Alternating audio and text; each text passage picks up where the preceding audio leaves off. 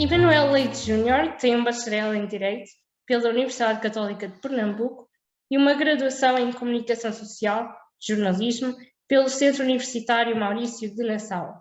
É doutorado em Políticas Públicas pela Universidade de Aveiro e atualmente investigador no GovCop, que é a unidade de investigação do Departamento de Ciências Sociais, Políticas e do Território. Emanuel, bom dia, obrigado por se juntar a nós para este episódio do Nós Voz, para falar um bocadinho sobre as eleições no Brasil. Bom dia, Beatriz. Eu que agradeço o convite, a oportunidade de poder falar um pouco sobre as eleições no Brasil. Obrigado mais uma vez. Ótimo, então passando já aqui à entrevista, à primeira questão. Estas eleições no Brasil, das quais já se tem vindo a falar há bastante tempo, vão ter agora a segunda volta no próximo dia 30 de outubro, segunda volta entre os dois candidatos que já desde o início são os mais populares, o atual presidente Jair Bolsonaro e o antigo presidente Lula da Silva. Para começar, tem-se falado imenso destas eleições como um possível ponto de viragem no Brasil, como marcantes e determinantes para o futuro da democracia no país. O que é que faz destas eleições um marco tão grande, tão importante no contexto político do Brasil neste momento? Boa pergunta, Beatriz. De fato, essa é a questão que se coloca, né? Inclusive, é um questionamento feito pela própria campanha do Luiz Inácio Lula da Silva, de muita gente que se juntou a apoiar o Lula nessa campanha, nessa candidatura, ainda na primeira volta e principalmente nesta segunda volta, né? Porque se entendeu de vários espectros da política brasileira, da centro-direita à esquerda, a necessidade da vitória de Lula como um aglutinador, né? Como um possível conciliador, que é o perfil histórico do Lula como político, né? Diante de um adversário que representa a extrema-direita brasileira, né? Cuja ascensão se baseou em alguns pilares, entre eles o fundamentalismo religioso, né? E o próprio desprezo às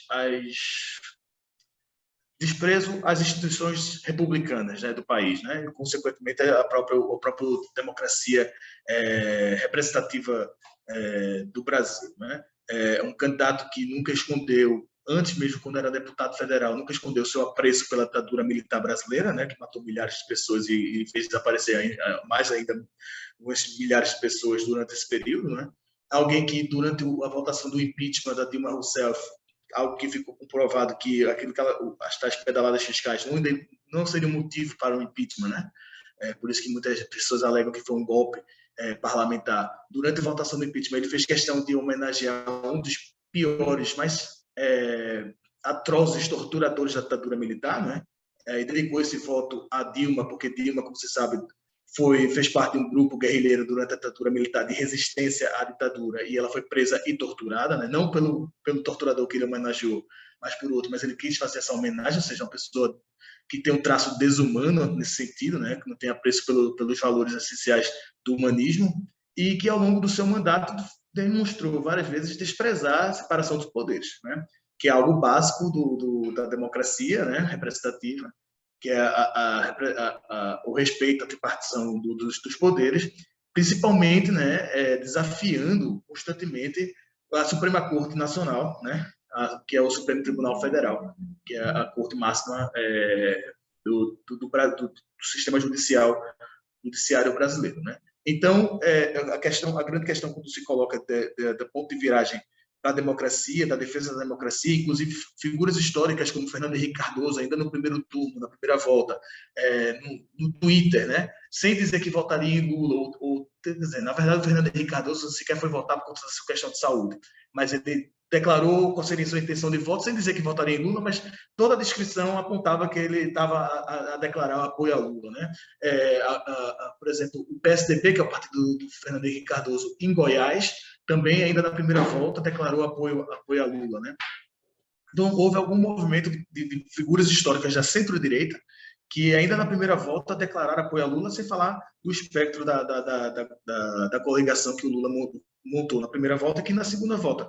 A Simone Tebet, né, que é de centro-direita, declarou apoio a Lula e está ativa na campanha de Lula na segunda volta, né? O PDT, que teve como candidato o Ciro Gomes, né? O Ciro Gomes acompanhou a decisão do partido de declarar apoio a Lula. O PDT está fazendo campanha para o Lula nessa segunda volta, mas o Ciro Gomes não apareceu publicamente nessa campanha. O Ciro Gomes fez uma campanha na primeira volta em que bateu muito, não só no Bolsonaro, mas também no Lula. Então, nessa segunda volta, ele não tem feito campanha para o Lula, mas o seu partido está fazendo, né? Até o antigo presidente do Partido Novo, que seria, comparando para os portugueses entenderem, seria a Iniciativa Liberal do Brasil, o Partido Novo, o João Amoedo, que foi candidato à presidência da República pelo Partido Novo em 2018, declarou apoio ao Lula nessa segunda volta, né? Então, vários quadrantes da política brasileira identificaram em Lula essa figura que por ter os votos que ele tem, né? Ou seja, a única figura que poderia realmente derrotar Bolsonaro, identificaram nele essa possibilidade de alguém que, com o seu perfil, que já governou o Brasil de 2003 a 2010, historicamente, mesmo quando ele era metalúrgico e sindicalista, de alguém conciliador na busca da conciliação, do diálogo, para poder estabelecer pontos e assim poder conseguir os resultados que ele deseja, né? Seja como sindicalista, líder sindical, seja como presidente da República, identificaram nele essa possibilidade, né? Contra uma ameaça de alguém que, ao longo do seu próprio mandato, desrespeitou um dos poderes da República Brasileira, né? E que mantém ainda essa retórica, né, confrontacional, né? O Bolsonaro já deixou a entender que pode aumentar o número de ministros do Supremo Tribunal Federal, né?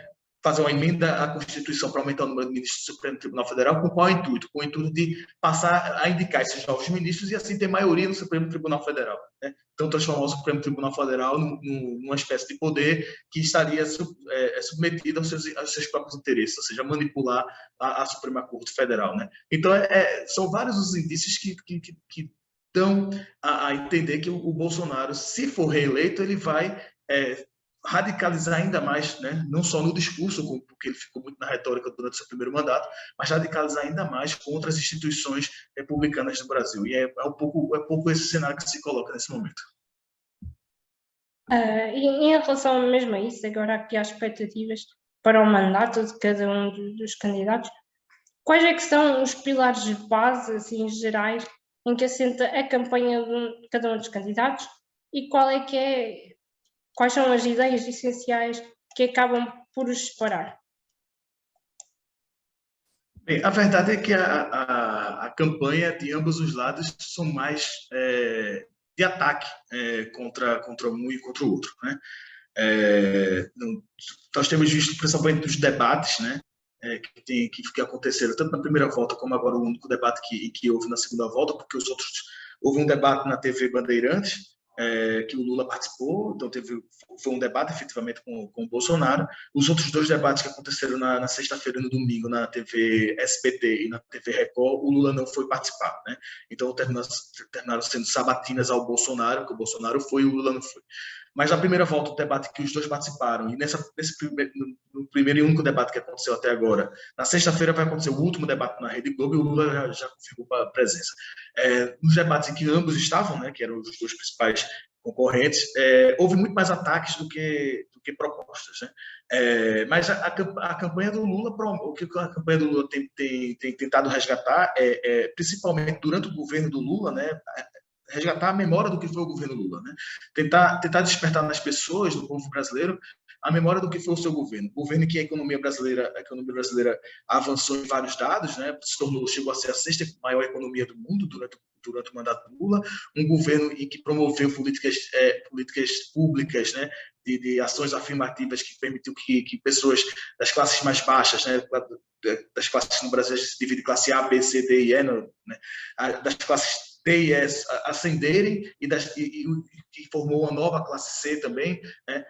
Políticas públicas que permitiu que os filhos dos pobres pela primeira vez na sua vida chegassem ao ensino superior, né? Então, tenta resgatar essa memória do filho do pedreiro que se tornou médico, do filho da faxineira da filha da faxineira que se tornou engenheira, né? Então, uma geração que quebrou um ciclo, né? De um país em que os pobres não tinham perspectiva do futuro obviamente com as exceções que existem na sociedade, mas como um todo, né, como um geral, quebrou esse ciclo. Aí Lula fala muito da questão da picanha e da cerveja, que as pessoas podiam comer e beber no fim de semana, ou seja, ter o lazer, né? É um pouco isso que ele tenta resgatar, tentar mostrar. Eu já fiz uma vez, eu sou capaz de fazer de novo. Né? E o Bolsonaro alicerça sua campanha num discurso muito parecido com o que ele se elegeu em 2018, né? Dizendo que é contra a corrupção, né? Dizendo que é a favor da família, dizendo que é o candidato de Deus, né? E é um pouco baseado nessa figura do moralismo, né? Que ele tenta aglutinar os seus apoiadores, né? E também explorando o antipetismo, que é muito forte em uma parcela da sociedade brasileira. É por isso que ainda na primeira volta, né? Nas últimas 2 semanas as pesquisas, as sondagens apontavam o Lula disparando, né, e com a possibilidade de ganhar na primeira volta, né, com uma certa vantagem para o Lula, e na reta final, nos últimos dias, o Bolsonaro recuperou e conseguiu ir para a segunda volta, inclusive na primeira volta ele teve uma votação acima do que as sondagens indicavam, né? Isso muito provavelmente entende o que aconteceu. Muita gente que estava indecisa ou ia votar em outros candidatos de centro-direita decidiram votar no Bolsonaro, né? Para impedir que o Lula vencesse ainda na primeira volta, né? Ou seja, aquele sentimento, se moveram não porque queriam de fato o Bolsonaro, porque concordam com o Bolsonaro efetivamente, mas porque não querem ver o PT de volta. É um pouco nesse sentido também que a campanha do Bolsonaro tenta ainda, né? Se basear para poder tentar reverter algo que as sondagens que saíram ontem, né, do IPEC, apontam Lula com 54% dos votos válidos e Bolsonaro 46%, né, ou seja, uma ampliação para 8% de vantagem, saindo já do empate técnico, e da Atlas 53% a 47%, ou seja, também fora do empate técnico, né? Então, duas pesquisas que saíram ontem apontam Lula já vencendo fora da margem de erro do empate técnico, né? Então, é um pouco nesse sentido que eles têm, nessa reta final agora de campanha, têm tentado cada um puxar para seus principais moldes de campanha. E apesar de termos agora umas sondagens a darem uma vitória a Lula, a verdade é que estas sondagens têm oscilado um bocadinho.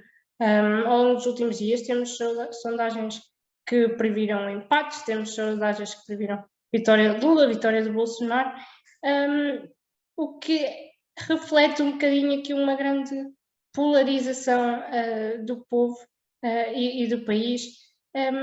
Como é que esta polarização tão marcada se gerou? De onde é que surgiu? E o que é que isto acaba por dizer do contexto sociocultural no Brasil neste momento? Bem, a verdade é que as sondagens que apontam... Tem uma sondagem que aponta o Bolsonaro em primeiro, que é da Brasmarket. E essa foi a que falhou, foi a que mais falhou na primeira volta, na verdade. Tem uma outra que ainda aponta o empate técnico, que é a Paraná Pesquisas, que também não só falhou na primeira volta, como houve suspeitas e notícias durante a primeira volta de que ela tinha recebido dinheiro de políticos ligados a Bolsonaro. Então, se colocou em suspensão a própria credibilidade da Paraná Pesquisas. Tanto é que depois, antes da primeira volta, nos dias finais, a última pesquisa da Paraná Pesquisas, ela colocou já o Lula em primeiro. Ela fez como um ajuste para não ficar tão evidente que as pesquisas dela, da Paraná Pesquisas, estavam tão distorcidas. As pesquisas com mais credibilidade, como o IPEC, Datafolha, colocam o Lula vencendo fora da margem do erro, da margem de erro, do empate técnico, e também a Atlas, que é uma pesquisa que não é presencial, mas que por conta disso algumas pessoas até questionam qual é a legitimidade de uma pesquisa que não é feita de forma presencial, mas a Atlas, na primeira volta, foi a que mais se aproximou do resultado, foi aquela que deu, inclusive, o resultado mais próximo daquele que o Bolsonaro teve. Porque o do Lula, todas as sondagens indicavam mais ou menos aquilo, que ele bateu num teto de 48% e ficou lá, né? O do Bolsonaro é que as pesquisas todas davam ele com bem menos votos, né, cerca de 4, 5% a menos, e a Atlas foi o que mais se aproximou. E a Atlas de ontem já deu 53 a 47. Seja como for, de fato, chegamos a essa reta final, a campanha vai acabar na sexta-feira e no domingo é a eleição, né?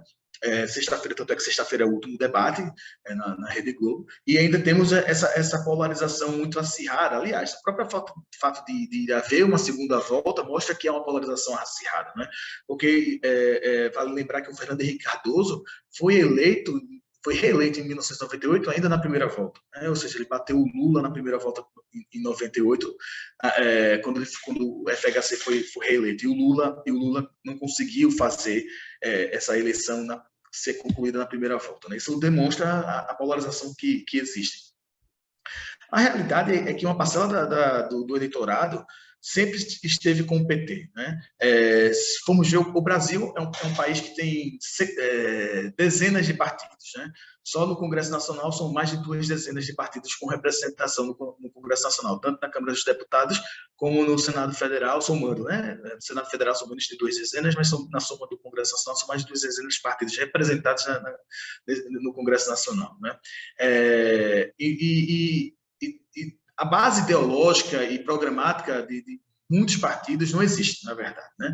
Existem alguns partidos que no Brasil chamam de centrão, né? Que na verdade não são de centro, né? São partidos de centro-direita, de direita mesmo, mas que não importa qual seja o governo, tendencialmente eles vão estar na base do governo, vão votar de acordo com o governo, porque há troca de cargos, né, da esfera da União, né, são milhares de cargos que são distribuídos, né, porque ministérios, secretarias de governo e tudo mais, e esses partidos do Centrão estão ali. Mas o que eu quero dizer com isso é o seguinte, é que nessa realidade de dezenas de partidos, existe um partido que é o Partido dos Trabalhadores, que historicamente tem sempre um eleitorado que indica se você vai votar em quem, independentemente de quem seja o candidato, qual é o seu partido preferido. E cerca de 20% a 25% do eleitorado sempre aponta o PT. Né? Isso significa que 1/4 a 1/5 do eleitorado brasileiro é eleitor do PT. Isso explica, inclusive, porque o Haddad foi a segunda volta em 2018 e não o Ciro Gomes contra o Bolsonaro. Né? Então, esse é o eleitorado do PT, independentemente do cenário político, econômico que esteja no Brasil. Houve sempre uma polarização que se consolidou no Brasil durante a redemocratização e principalmente depois que houve a primeira eleição presidencial que o Fernando Collor de Mello ganhou em 1989, ganhou do Lula na segunda volta, ganhou contra o Lula, né? E aí o Collor sofre o impeachment em 92, o Itamar Franco assume, que era seu vice-presidente, assume, né? Em 94, o Fernando Henrique Cardoso é eleito pelo PSDB. E a partir daí nós temos uma polarização que vai durar até 2014 entre, de um lado, o PSDB, representando o campo da centro-direita, e do outro lado, o PT, representando o campo do centro-esquerda. Né? Isso permaneceu até 2014. Tanto é que o FHC é reeleito em 98, como eu disse, na primeira volta. O Lula é eleito em 2002 contra o José Serra, do PSDB. Na segunda volta, o Lula é reeleito contra o Alckmin, hoje seu candidato a vice, na altura, em 2006, pelo PSDB, também na segunda volta. O Lula nunca se elegeu em primeira volta, assim como a Dilma, que em 2010 bate o José Serra na segunda volta do PSDB. Em 2014, a Dilma bate o Aécio Neves também do PSDB na segunda volta. Ou seja, como se percebe, houve sempre essa polarização entre dois campos, entre centro-direita e centro-esquerda no Brasil. Nunca houve um dos dois lados que tivesse uma maioria assim, absoluta, vamos dizer. Tanto é que normalmente, com exceção do FHC em 98, todos eles foram para... O FHC, na verdade, se elegeu em 94 e 98 na primeira volta. Né? Ou seja, nesse século sempre houve a ida à segunda volta. O que acontece é que, a partir de 2014, e aí você me perguntou qual a origem dessa polarização atual, né? Que aí o grande problema é o seguinte, é que o PT sempre esteve onde está hoje, que é a centro-esquerda. O problema é que houve uma radicalização do campo da centro-direita. O PSDB, em 2014, por mão do Aécio Neves, que não aceitou a derrota nas urnas, questionou junto ao Tribunal Superior Eleitoral, o TSE, o resultado eleitoral que deu a reeleição da Dilma Rousseff. Depois foram feitas as investigações e concluiu-se que as eleições foram limpas, não houve fraude e que a Dilma tinha sido eleita legitimamente. Né? Mas, com isso, abriu-se um discurso, né, e abriu-se um capítulo na política brasileira de se questionar o próprio resultado eleitoral. Né? E aí o Aécio Neves declarou publicamente que a Dilma foi eleita, mas que ele iria fazer de tudo para que ela não pudesse governar. Então, ele simplesmente adotou uma postura de não vou ser apenas um opositor, eu vou tentar impedir que ela tenha governabilidade e tornar esse país ingovernável. Né? Um pouco antes, se a gente for voltar, na verdade, eu até identifico que quando eu digo, identifico que essa radicalização do discurso, pelo menos essa falta de princípios mais republicanos, vamos dizer assim, nas eleições brasileiras, é com José Serra em 2010. Porque o José Serra é que foi trazer a discussão do aborto, por exemplo, que é uma discussão muito delicada no Brasil, porque a população brasileira é muito cristã, né, seja os católicos e cada vez mais, né, em termos percentuais de evangélicos, né. Então, a discussão do aborto é muito delicada, até mesmo para algumas elas, até mesmo do campo do centro-esquerda do Brasil, né, que não concordam com o aborto, o próprio Lula é contra o aborto, né.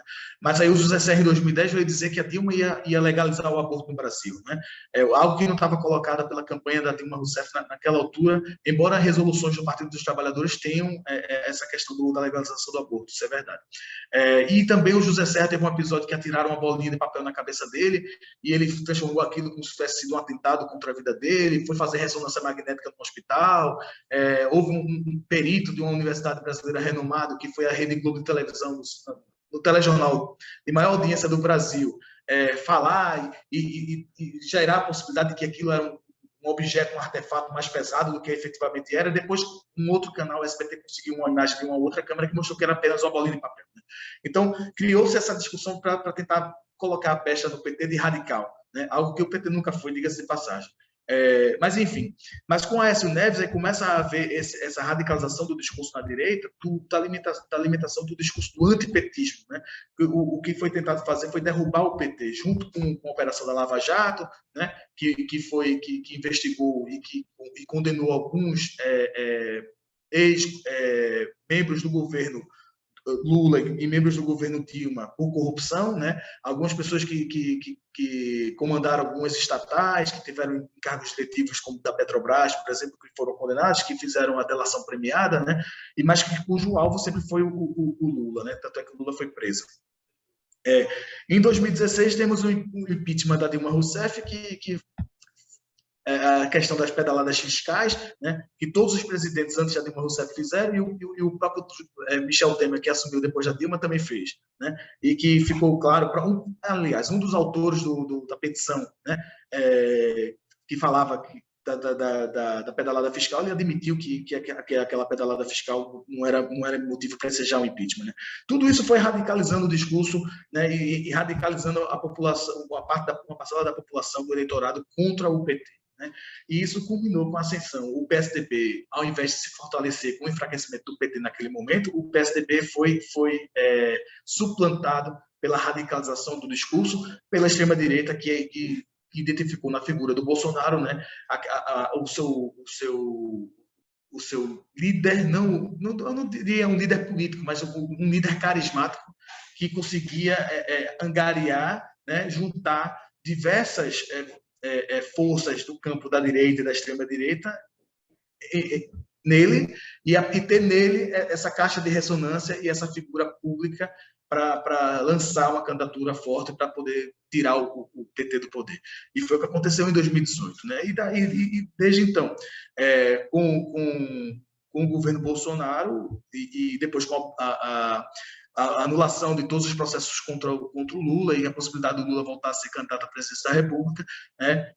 Então, o que se viu foi uma polarização entre duas figuras que são carismáticas, cada uma à sua maneira, né? Duas figuras que são populares, cada um com o seu público um pouco distinto, bem distinto, na verdade, né? E que nos trouxe essa eleição polarizada que estamos vendo agora. E, tendo em conta esta polarização, o que é que nós podemos esperar do pós-eleições? Ou seja, como é que o presidente, seja ele quem for, vai lidar com metade de um povo que não o vai aceitar assim tão facilmente? E, por outro lado, também como é que uma porção do povo vai aceitar ter um presidente que acha que não escolheu? Bem, é complicado, porque isso já aconteceu de alguma forma em 2014, né? A reeleição da Dilma Rousseff foi bastante apertada, né? Por isso que o Aécio Neves, como eu falei, questionou a legitimidade das eleições de 2014, porque ele achava que tinha havido fraude, porque até ao longo da noite, na apuração dos votos, né? Quando iam chegando os resultados, porque é um eletrônico, então não existe efetivamente uma apuração, não saindo os resultados, grande parte da noite o Aécio Neves estava a vencer. Né? Há informações de bastidores que o Aécio Neves chegou a comemorar que quando chegou a um determinado percentual dos resultados já publicados, chegou-se a pensar na campanha do Aécio Neves que ele já estava eleito, que não tinha como a Dilma reverter aquela diferença que o Aécio Neves tinha. Mas aí depois os outros resultados que foram saindo colocaram a Dilma, e a margem de vitória da Dilma foi muito apertada. Então, quando ela assume em 2015 para seu segundo mandato, ela assume num cenário muito parecido com o atual, de extrema polarização, né, entre o percentual do que ela foi eleita, que permitiu que ela se elegesse, e todos os outros que não votaram nela, que estavam contra o PT e que não queriam um governo do PT, né? E que culminou justamente no seu impeachment, né? Porque faltou inclusive base parlamentar para poder impedir que houvesse a abertura do impeachment por parte do então presidente da Câmara dos Deputados, Eduardo Cunha, né? que foi uma pessoa que está, inclusive, né, foi condenado por corrupção, né, o Eduardo Cunha. Então, o que se coloca agora é um cenário muito parecido. Uma questão que tem é o Congresso Nacional. A cada eleição, das últimas eleições no Brasil, tem sido eleito para o Congresso Nacional uma bancada, né, tanto no Congresso, tanto na Câmara dos Deputados como no Senado, uma bancada mais à direita. Então, e essa atual bancada agora tem a maioria é de direita, ou se for considerar a imensa maioria é do tal chamado centrão, né? Então o Bolsonaro, mesmo sendo alguém cuja trajetória política dele como deputado federal sempre foi nos partidos do chamado centrão, né? Ele foi do PP, ele foi do PTB, ele foi do PFL por um ano, ele, enfim, foi trocando de partido, se elegeu em 2018 pelo PSL, agora está no PL, né? O PL já teve no governo do Lula, o PP também teve no governo do Lula e da Dilma Rousseff, o PTB teve no governo do Lula no início, e o próprio Bolsonaro teve sempre aí como deputado federal, né? Ele teve uma dificuldade imensa para lidar com o Congresso Nacional no início do seu mandato, né? E como é que ele conseguiu solucionar esse problema? Com um escândalo, né, que agora estão chamando de Bolsolão, né, que na verdade que é chamado de orçamento secreto, né? Que são emendas do relator do orçamento, porque é o seguinte: nós no Brasil temos um orçamento, a lei orçamentária anual, né, que aprova como se fosse o orçamento do Estado, né, comparado com Portugal. E os deputados e deputadas têm direitos a emendas parlamentares, dentro do que está no Orçamento Geral da União. Dentro desse orçamento, mas a divisão das emendas parlamentares, ela é igualitária para todos os deputados e ela é pública. Então, todas as pessoas sabem para que deputado conseguiu aprovar a sua emenda, para onde ele vai colocar aquele dinheiro, para qual obra pública ou para qual política pública aquele dinheiro vai ser investido. Enfim, tem toda uma transparência. O orçamento secreto, não. O orçamento secreto, as pessoas não sabem, a população não sabe qual deputado ou deputada recebeu o valor e em que aquele valor é utilizado. Especula-se que só em 2021 foram 16 mil milhões de reais, e agora, em 2022, vai ser cerca entre 16 a 20 mil milhões de reais. Isso está por baixo, 6 mil milhões e meio de euros entre 2021 e 2022. Foi dessa forma que o próprio Bolsonaro conseguiu governar, né? Isso vai gerar, obviamente, né, e já tem gerado, inclusive, porque a própria lei orçamentária que vai ser aprovada agora em 2022 para 2023, que é importante frisar isso, né, que quem assumir em 2023 vai ter uma lei orçamentária que foi aprovada agora, né? Já vai ter cortes em vários setores do orçamento da União, porque Bolsonaro tem que tirar de dinheiro para poder pagar, né, esses valores que foram feitos nessas emendas do relator, que é a tal chamada orçamento secreto. Então, o que se coloca primeiro ponto como é que vai se governar com o Congresso Nacional dessa forma, né? O Bolsonaro, ontem, ele deu a declaração de que vai trabalhar para extinguir o orçamento secreto, né? Porque, obviamente, como cada vez há mais investigações em relação ao que o orçamento secreto representa, né? E aí ele decidiu que provavelmente vai extinguir o orçamento secreto. O Lula historicamente, como eu falei, ele tem esse perfil conciliador, né? Então, o que ele vai tentar fazer para ter governabilidade, né, é atrair pessoas de partidos do campo da centro-direita e o tal chamado centrão, oferecendo a eles alguma posição no governo, né? E assim atrair essa base para o governo, né? Em relação à crítica de parte da população, que não vai se reconhecer, existe um percentual do eleitorado, por exemplo, do Bolsonaro, que é mais radicalizado e que não está disposto a aceitar sequer a derrota, né? Então, esse percentual não vai aceitar que ser governado pelo Lula, né? Mas o fato é que o governo Lula tem um desafio, se for eleito, de recuperar os índices da economia do país.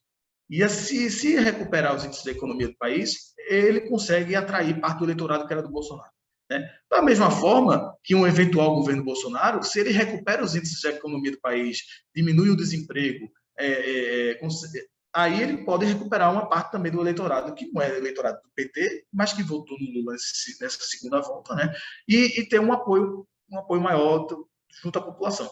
Mas é importante dizer, Beatriz, uma observação histórica, é que nunca um candidato ou candidata à reeleição perdeu na primeira volta. Como eu disse, Fernando Henrique Cardoso se candidatou à reeleição em 98 e venceu na primeira volta. O Lula, em 2006, e a Dilma Rousseff, em 2014, se candidataram à reeleição, venceram na segunda volta, mas na primeira volta ficaram à frente dos seus opositores. O Alckmin, em 2006, contra o Lula, e a Dilma Rousseff à frente ou seja, o Lula à frente do Alckmin, em 2006, e a Dilma Rousseff à frente do Aécio Neves, em 2014.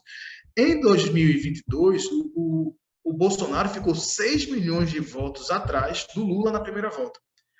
Isso já mostra que porque essa primeira volta em 2022, mais do que nunca, foi quase que uma votação de referendo, né? em que as pessoas estavam a votar ou a favor ou contra o governo Bolsonaro. Não só no Lula, mas também estava se colocando em avaliação o próprio governo Bolsonaro, né?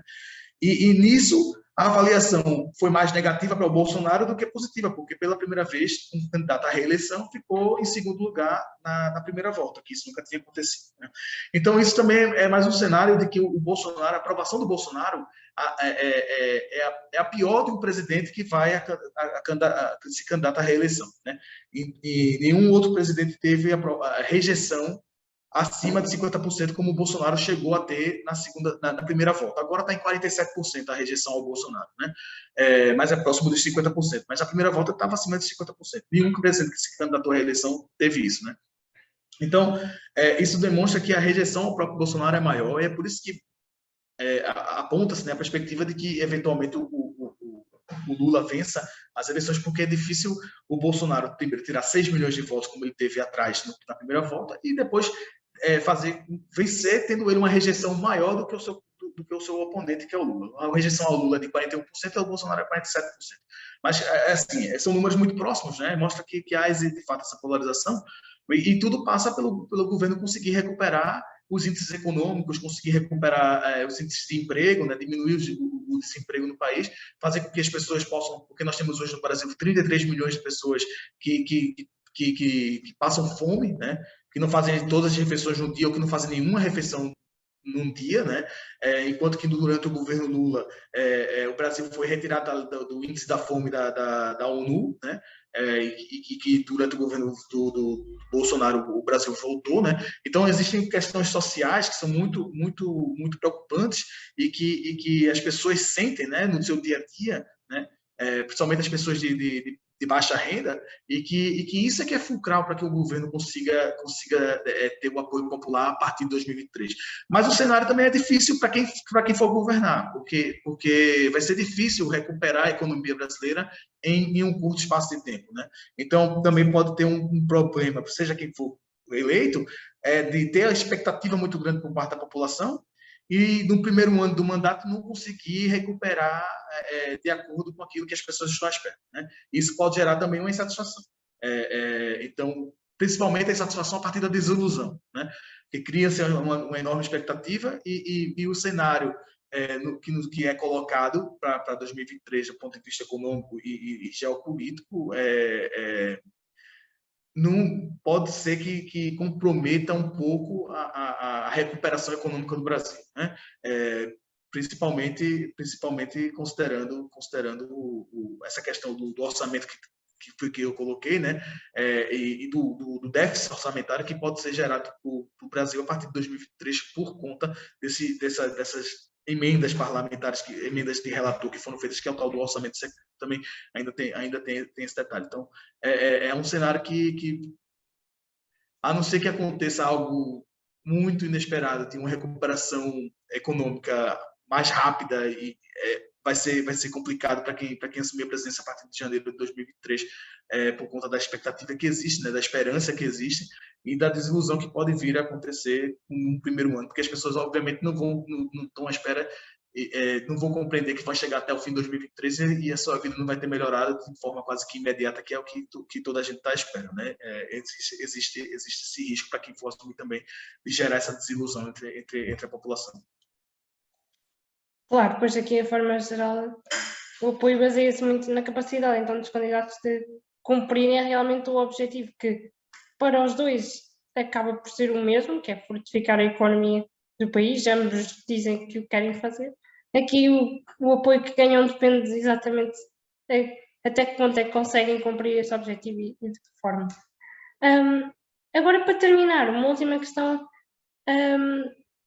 que abordamos aqui, a relação histórica entre o Brasil e Portugal. Qual é que será o impacto, se é que o haverá, nas relações entre os nossos dois países depois destas eleições? Ou seja, haverá diferenças entre a relação de Portugal com o Brasil de Bolsonaro ou com o Brasil de Lula da Silva? Bem, vendo o que foi o governo Bolsonaro nesses últimos 4 anos e o que é a tradição das relações Brasil-Portugal, Portugal-Brasil, não me parece que tenha sido que essas relações tenham sido abaladas de forma alguma, né? Da perspectiva institucional, né? As duas repúblicas se mantiveram as suas relações históricas, né? O presidente da República Portuguesa, Marcelo Rebelo de Sousa, ele esteve no Brasil algumas vezes, inclusive. Só esse ano ele teve no espaço de 3 ou 4 meses, ele esteve no Brasil 2 vezes. Houve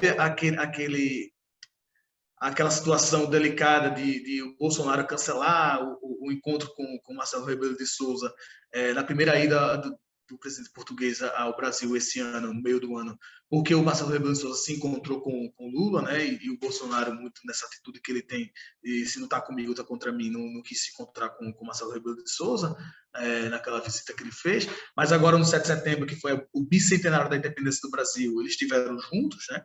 O que também colocou o Marcelo Rebelo de Sousa numa situação até um tanto quanto constrangedora, porque uma celebração da República Brasileira, né, terminou se transformando num evento de campanha do Bolsonaro, o que mostra também, nos leva àquela sua primeira questão, né, da ameaça à democracia, seja do desrespeito às instituições e a separação do que é a coisa da republicana, né, o que é a coisa pública, do que é uma república, né, você não separar o que é o seu governo de um país do que é da sua campanha, né, a presidência, são coisas deveriam ser coisas diferentes, né, não deveria se misturar, né, o que é o Bolsonaro na figura de presidente da República deveria estar separado do Bolsonaro candidato, e ele utilizou recursos públicos, porque todo aquele evento foi custeado por dinheiro público, né?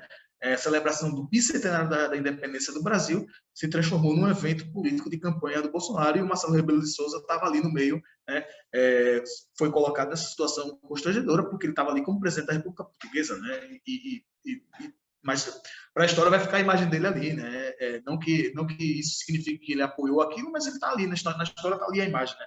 Em termos de semiótica, fica para a história ele ter sido colocado naquela condição constrangedora. Sabe-se também que num dos encontros em que houve também entre as comitivas do Brasil e Portugal, o que pelo menos sabe-se através do que foi noticiado, né? É que o Bolsonaro ficou fazendo piadas num dos almoços que estava com Marcelo Rebelo de Sousa, e isso deixou também Marcelo Rebelo de Sousa constrangido, incomodado com as piadas do que o Bolsonaro fazia, né?